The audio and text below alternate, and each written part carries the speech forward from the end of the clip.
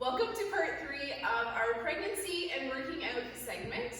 In this segment, we're going to talk about what happens after you have this baby and you want to rejoin working out, or when you perceive you would be ready to rejoin and work out, and whether Mayreed approached that in the way that she thought she would or the way that she should have.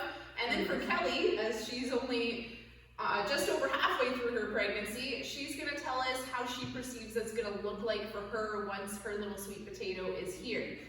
So, Mayreed. So I started getting out walking and stuff probably after about 2 weeks, not far, but starting to get moving. And then I waited until I was cleared by my OB for normal exercise. I waited until I was cleared by pelvic floor PT, so I had a referral there from my OB, and also Kelly recommended that I most definitely do that, so that was really good. That being said, nobody asked you there, they're like, you can return to normal activity. Nobody's like, what is your normal activity? Nobody's like, yes, you can do deadlifts, box jumps, whatever. They're like, yes, whatever you do is fine. So that's interesting to navigate not having that specific direction. But I came back at 7 weeks postpartum on a Saturday that we were doing Murph, which was not a good idea. I did, Murph is what, 45 minutes-ish? Yeah, I did half of the amount of work in the same amount of time. I just did. Well, physically I might not have been ready to be back. Mentally, I needed to be out of the house. I needed to be out doing something for an hour without the baby for myself, and that was really important. So I came here and hoped for the best. And it was fine. And yeah, otherwise it's just been slowly easing back. And obviously the first couple months were pretty rough. I still say a lot of the time I just feel like a noodle. All the time, but I feel like a noodle. But we're still building back, and now at almost a year, things finally feel mostly normal. Mostly normal.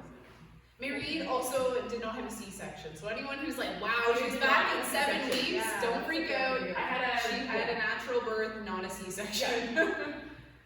That's a good comment though, like kind of segueing over like how I perceive it. That's gonna be a big deal. C-section or vaginal birth, whatever. I mean, I don't know. Michelle, if I'm having a baby. So whatever will be, but that does play a factor. Yes. Right? It does, for sure.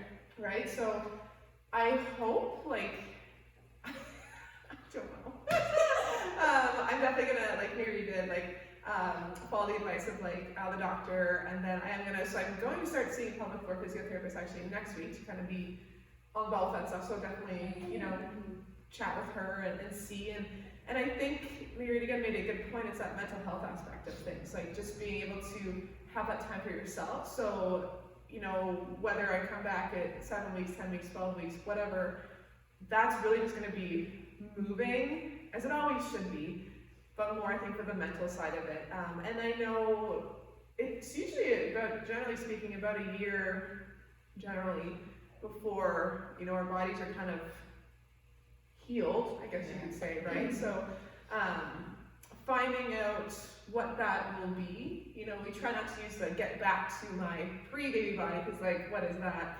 But embracing what this new structure will be. And yeah, I definitely still I love working out, so I'm gonna I want to get back to strength and crush it. So, but in a smart way. I don't want to rush anything. The world is too rushy. So yeah, I don't know. Kelly's just gonna play it out. Yeah, whatever works. Playing it under the advice of coaches and the medical professionals. That's the plan. So I know for myself, I didn't start until after I had Leroy. Yeah, so how old was he? So Leroy's born in March, and I started here a degree in the end of November of the same year. So, but in the summer, I had obviously walked and did some body weight workouts at home, and that was fine. But then when I did come to the gym and started moving weights and stuff like that, I was kind of like, ooh, okay, that's a different feeling. Yeah, that's new. Yeah, so, and I think the biggest thing that I always took into the back of my mind was it's more important to move your body rather than what you have on the bar or what's going on with that. And even now, like I still have some ab stuff going on. So it's being aware that just because you had a baby X amount of years ago does not mean that later on you can't have some things kind of pop up or things that kind of feel funny. And to listen to your body and be aware of that is the key thing. And to, as Kelly said, talk to professionals about it. Don't just wing it and be like, oh, it'll be fine. It doesn't feel great, but I'll just keep going. If something does not feel right or feels off, you need to hop on top of that and listen to what is happening. Ask for help. Yeah. It's okay. That's what their profession is there for. So that is video 3 of our pregnancy segment. So if we didn't cover anything that you wanted to know more about, please put something in the comments below or shoot us an email. And we would be happy to answer that. Yeah. Thanks for joining. Thank you.